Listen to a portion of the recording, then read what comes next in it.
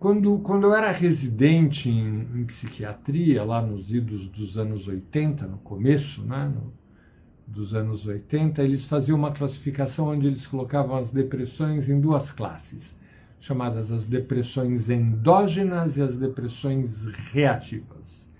A depressão reativa seria aquela que é causada por um fator externo, a morte de um parente, uma separação, estaria na classificação das depressões reativas.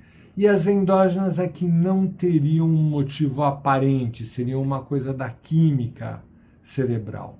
Quase 50 anos depois, meu Deus do céu, foi 80, 81, né, que eu fiz a minha residência, então 45 anos depois, 43 anos depois, eu vejo que a incidência dessa tal de depressão endógena, assim como era chamada, é muito pouco frequente. É realmente bastante. Tem, existe, precisa tratar. Tem pessoas que nascem deprimidas, é impressionante, como a produção energética da energia psíquica é muito baixa. Mas a imensa maioria dos quadros de depressão sintomático, eles têm a ver não com uma reatividade perante uma notícia ruim, porque isso não faz sentido, mas porque a energia da pessoa está de tal maneira baixa, a energia psíquica está tão lá no fundo do poço, de que a única coisa que resta para ele é o desânimo, é a falta de vontade, é a perspectiva negativa da relação com a vida. Basicamente, os quadros depressivos que a gente entra, patológicos, doentios ou não, são basicamente por momentos onde a gente tem falta de energia psíquica. É basicamente isso.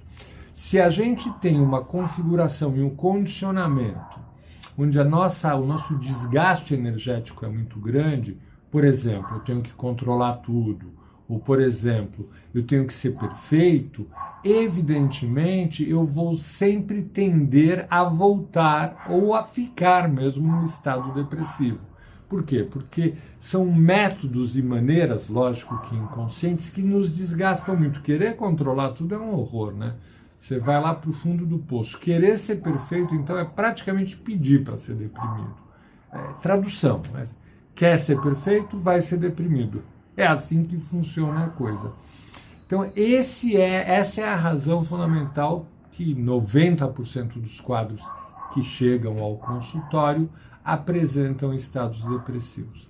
À medida que você permite à pessoa administrar a vida dela de uma maneira mais equilibrada, aprendendo a gastar menos energia, aprendendo a adquirir energia. Adquirir energia é difícil, viu? Não é uma coisa tão banal e tão simples assim. Mas à medida que você vai aprendendo, evidentemente a tua trajetória na vida acaba ficando mais equilibrada, com menos oscilações. É isso aí.